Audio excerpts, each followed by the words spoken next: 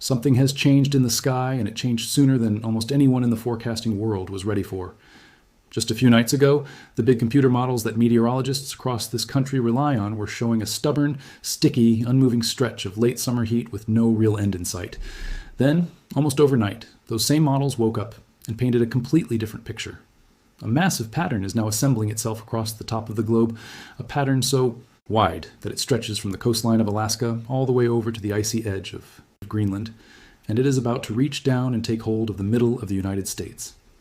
If you have spent the last several weeks tossing and turning through nights that never seem to cool off, if you have been standing in front of your thermostat wondering when this heat is finally going to let go, I want you to stick with me, because the answer is coming, faster than most people realize, and it is bigger than a lot of forecasters expected even a week ago. Before we get into it, go ahead and subscribe to the channel, because over the next stretch of this video, I'm going to walk you through exactly what is coming when it arrives in your part of the country, and there's one twist buried in the middle of this setup that almost nobody is talking about yet. By the time we're done here, you are going to understand this pattern on a deeper level than anything you'd get from a quick headline. Let's start with what matters most to you, and then I'll pull back the curtain and show you the actual machinery driving all of this, because understanding the why is what separates a real forecast from a guess. High up in the atmosphere, in the layer where the jet stream races around the planet like a fast-moving river of wind, a blocking pattern is taking shape. That term, blocking, is about as literal as weather terminology gets. Under normal conditions, the jet stream moves in a fairly straight line from west to east, and it drags storm systems along behind it, one after another, in a rhythm that keeps our day-to-day weather changing at a predictable pace. But every so often, something enormous plants itself directly in that river of wind and simply refuses to move. A dome of high pressure builds and just sits there like a boulder dropped into a fast-flowing stream. The air can't push straight through it anymore, so instead it has to bend around it, and when it bends, it doesn't bend gently. It buckles into huge, sweeping loops, and inside those loops, cold air that is normally locked up in the Arctic suddenly finds a door left wide open to the south. Right now, we are not looking at one of these blocking domes forming. We are looking at two of them building at the same time, and that is exactly what makes this setup so unusual and so worth paying attention to. Here is where I want to get specific, because I don't want to just tell you a big pattern is coming without showing you the receipts. Forecasters lean on a handful of specific atmospheric measurements to know when a shift like this is on the way, and right now, several of those measurements are all flashing the same warning light at the same time. The first one is called the North Atlantic Oscillation. Don't let the name intimidate you. All it really measures is the pressure difference over the northern Atlantic, especially in the area around Greenland. When that number swings into negative territory, it's a signal that high pressure is stacking up over Greenland, and that's the first of our two boulders. The newest data has that number diving negative right around the 24th of the month, and staying negative potentially all the way into the opening days of September. That is not a minor wobble. That's a sustained shift, and it is exactly the kind of pattern that steers cold air toward the eastern half of the country. The second measurement is called the East Pacific Oscillation, and this one governs the weather happening up near Alaska. When it swings negative, a ridge of high pressure balloons up over Alaska and the northeastern Pacific Ocean. That's our second boulder.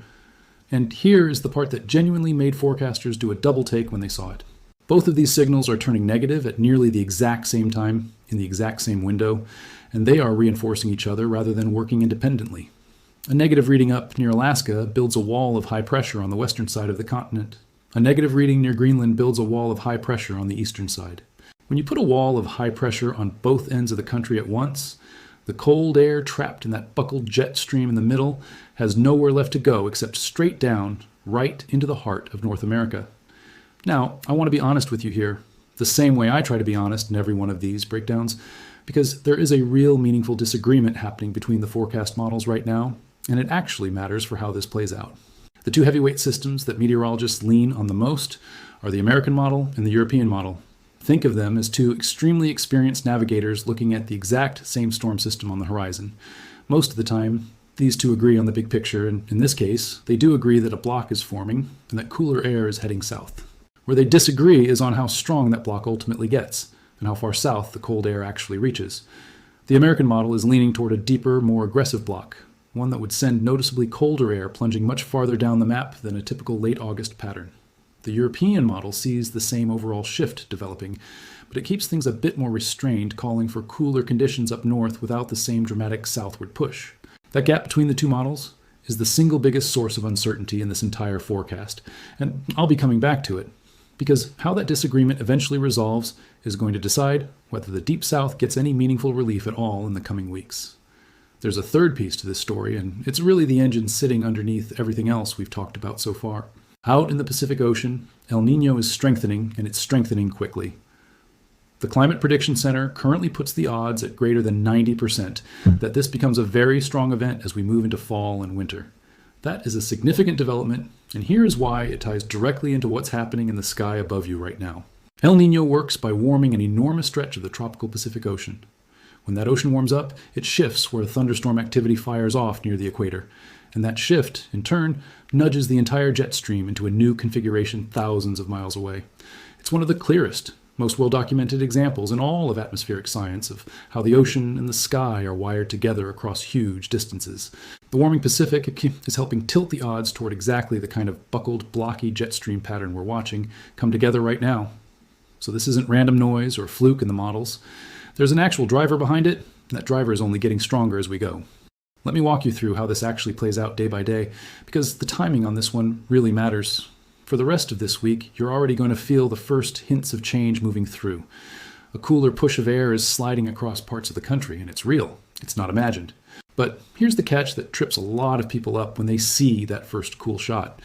This is not the main event. It's a preview. Every single day, right behind that first cool push, the heat tries to rebuild itself. You might wake up to a genuinely pleasant, crisp morning, and then watch the temperature climb right back up by the afternoon.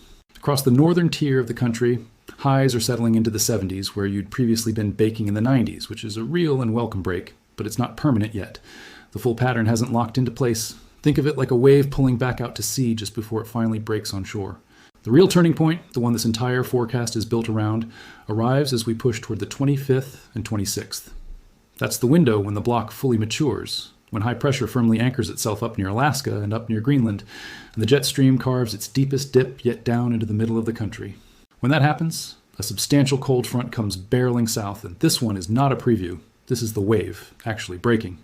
For the Midwest, the Great Lakes region, the Ohio Valley, and the Northeast, we're talking about temperatures running 10 to 15 degrees below average, and in the coldest pockets of air, potentially as much as 20 degrees below where they should be. Just sit with that number for a second.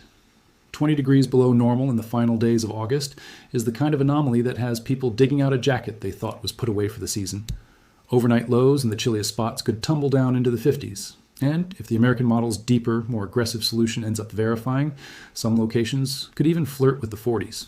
That's a genuine taste of early autumn showing up while the calendar still technically says summer. I want to hear from you on this one, so drop a comment and tell me your city or your region, along with one simple thing. Are you the person who is thrilled about this cold front finally arriving? Or are you the person who isn't ready to say goodbye to summer just yet? I read through these every time, and the split is always fascinating because this exact same pattern is a rescue for some of you and a genuine disappointment for others, depending entirely on where you live. Now here's the twist I promised you at the very start of this video, the piece that most people watching the news are going to completely miss. While all of that cool air is flooding into the north and east, that same exact pattern is doing something almost the opposite to the southern half of the country. Remember, when you build a massive block and force the jet stream to buckle, you don't just get a cold trough on one side. On the other side of that buckle, you get a ridge, a dome of heat, and this particular pattern is shoving that heat dome directly over the west and the south central states. So at the very moment folks up in the upper Midwest are pulling sweatshirts out of storage, folks across Texas, Oklahoma, the Deep South, and the Desert Southwest are going to be dealing with relentless, dangerous heat. This isn't a small side note buried in the forecast. The Climate Prediction Center has actually issued a specific warning message about extreme heat and rapid onset drought building across the southern United States. That means the ground is going to dry out fast. The heat is going to start feeding on itself. And this becomes a genuine hazard, not just an uncomfortable stretch of weather. Picture the map for a second like a giant seesaw. When you press down hard on one end, the other end shoots straight up. That is essentially what's happening across the continent right now. The same atmospheric setup that's about to deliver real relief to the northern half of the country is simultaneously locking a lid of heat over the southern half.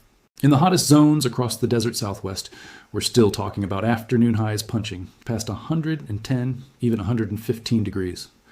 Across the south central states and the southeast, widespread readings above 100 degrees are on the table, and once you factor in humidity and calculate the heat index, the number that actually reflects what it feels like on your skin, those values climb even higher.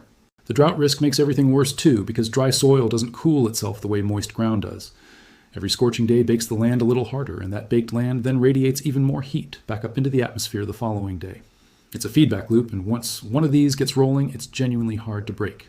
That divide, refreshing and cool up north, dangerous and blistering down south, is really the heart of this entire story.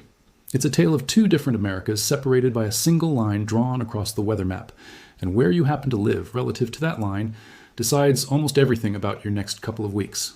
The farther that block manages to push the cold front south, the more of the country escapes the grip of this heat. If the American model turns out to be right, and the block goes especially deep, that front could theoretically push all the way toward the Gulf Coast as we move into September, which would be a genuine shock to the system for places that haven't felt a below-average temperature reading in what feels like forever. But if the European model turns out to be closer to reality and the block stays more contained, then the relief mostly stops short, and the South stays locked underneath that heat dome for a longer stretch.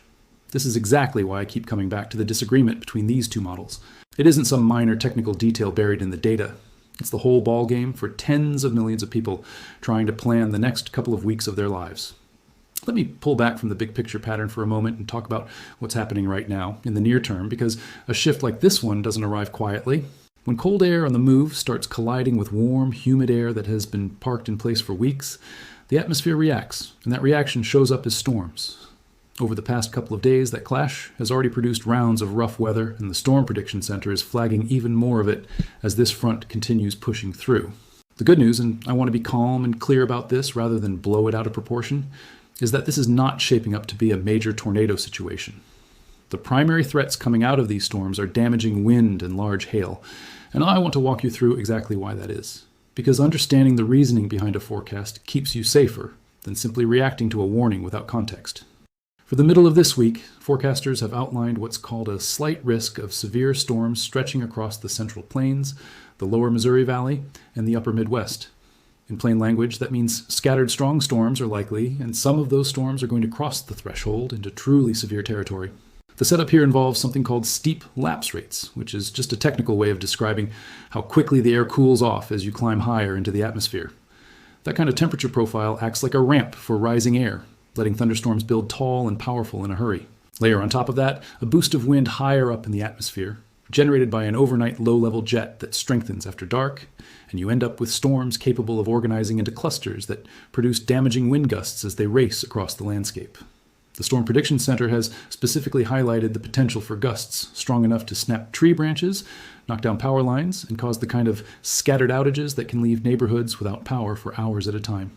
There's also a real hail threat riding along with these storms, with some cells capable of producing stones large enough to dent vehicles and damage roofing, with a few of the most intense storms potentially producing hail exceeding 2 inches in diameter.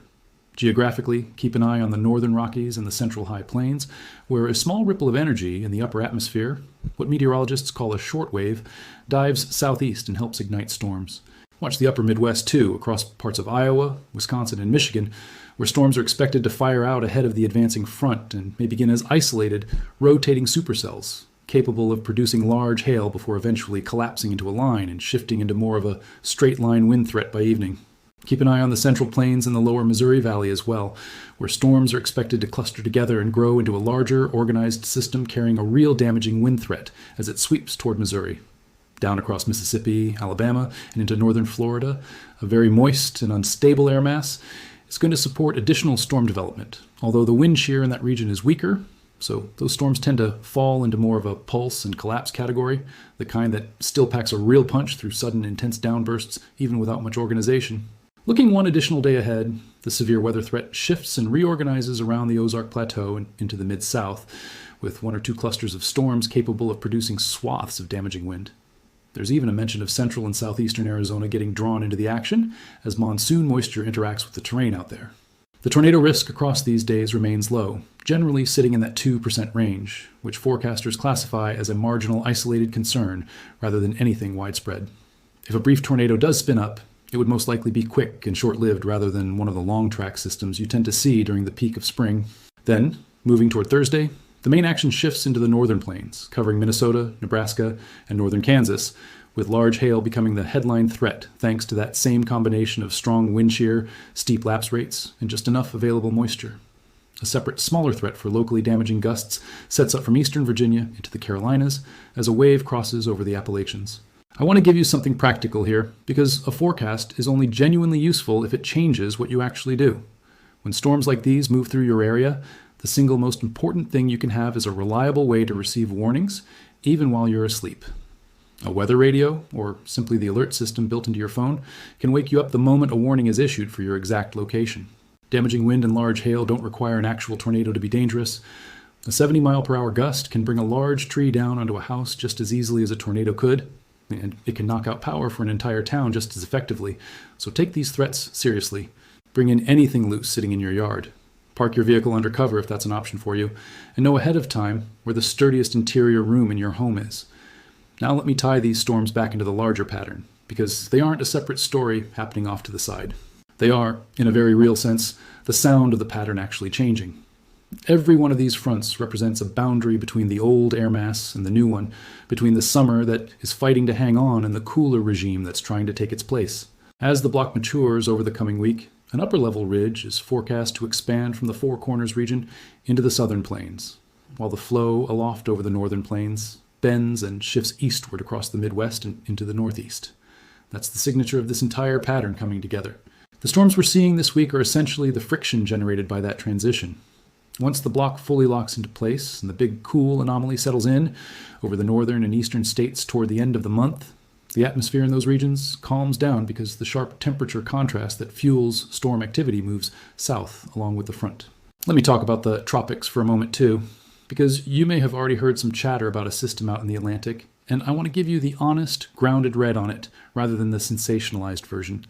There is the possibility of a tropical wave rolling off the African coast and attempting to develop out in the Atlantic. But the odds of that wave becoming something significant enough to threaten land are low right now, and here's the genuinely interesting part. The very same pattern we've spent this entire video discussing is a big part of the reason why. Remember that strengthening El Niño we talked about earlier. One of the things a strong El Niño reliably does is crank up wind shear across the Atlantic basin. Wind shear happens when winds are blowing at different speeds and different directions at different heights in the atmosphere, and it is absolutely brutal for a young, developing tropical system. It rips a storm apart before it has a chance to properly organize, tilting and shredding the tall thunderstorms that a hurricane needs in order to survive and strengthen. On top of that, if the block manages to send a cold front pushing far enough out over the ocean, it can inject dry, stable air, along with even more shear directly into the path of any wave that's trying to spin up, effectively pushing it away and keeping it weak. So while the tropics are never something to completely tune out during hurricane season, the atmospheric deck is currently stacked against any major development, and that's a direct consequence of the exact same forces reshaping your local forecast right now. Here's something I genuinely love your take on down in the comments. When two of the world's best forecast models disagree the way the American and European models are disagreeing right now, which one do you find yourself trusting more and why? Some of you follow this stuff closely and already have your own opinion on which model has been performing better lately. Others just want the bottom line without diving into the technical back and forth. Tell me how you personally handle a forecast when the experts themselves are split on the outcome, because that tension between certainty and honesty is really at the heart of what makes this whole field so difficult and so genuinely interesting. Let me get concrete now about the actual temperatures you can expect, because this is likely what most of you came here for. Highs across the central and northern parts of the country settle into the 70s and 80s, which for a lot of you represents a very welcome step down from where things have been. But push farther into the central and southern states, and you're still looking at readings above 100 degrees, with the southeast sitting in the high 90s to around 100, and the desert southwest still cooking in the range of 110 to 115. And remember, those numbers represent raw air temperature. The heat index, the number that tells you what it actually feels like once humidity gets factored in, runs even higher than that, which is exactly why the Climate Prediction Center is treating this extreme heat as a genuine hazard rather than just an inconvenience.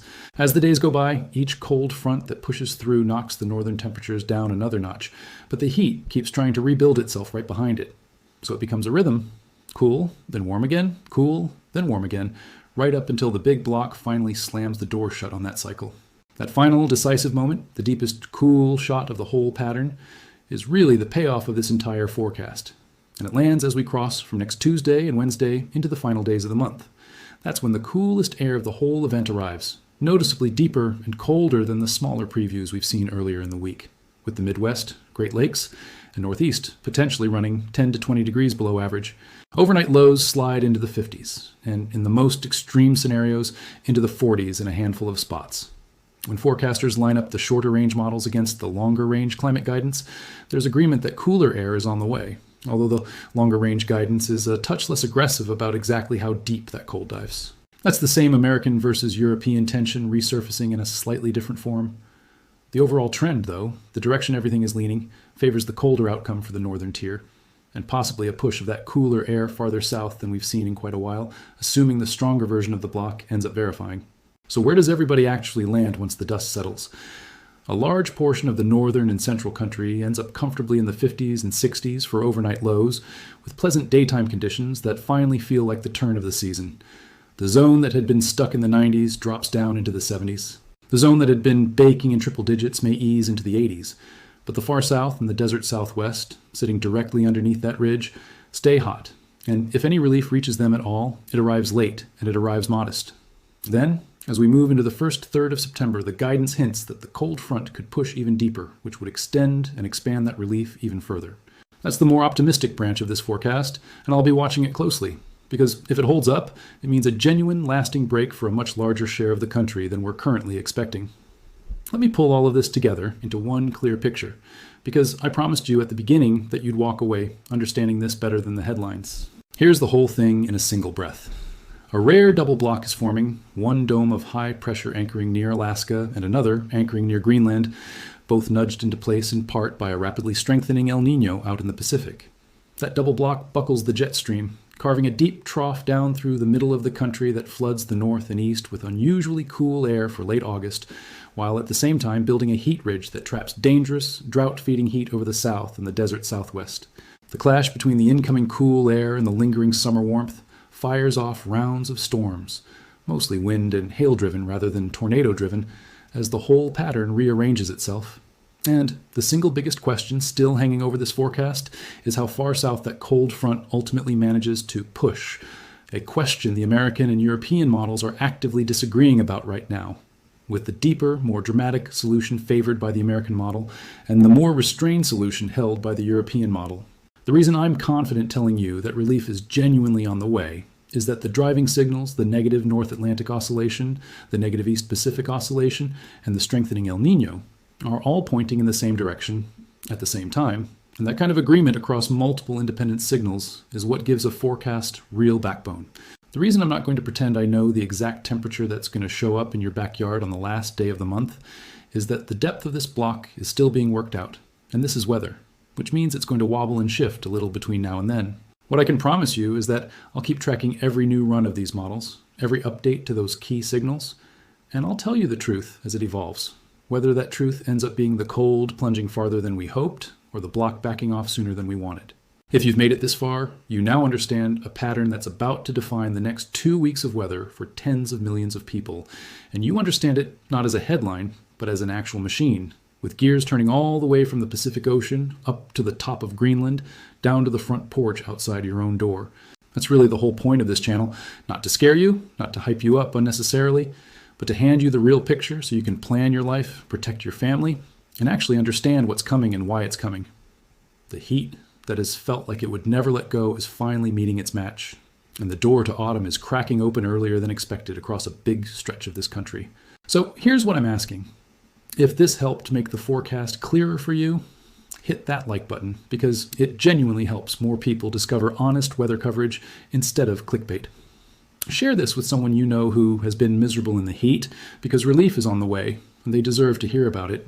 And if you're not already subscribed, go ahead and subscribe and turn on notifications, because this pattern is moving fast, the models are updating constantly, and I'll be here breaking down every twist the moment it happens. Let me know in the comments where you're watching from, and whether you're ready for the cool down or dreading it. I'll see you in the next one. Stay safe, keep an eye on the sky when those storms roll through, and remember, the atmosphere just made its move.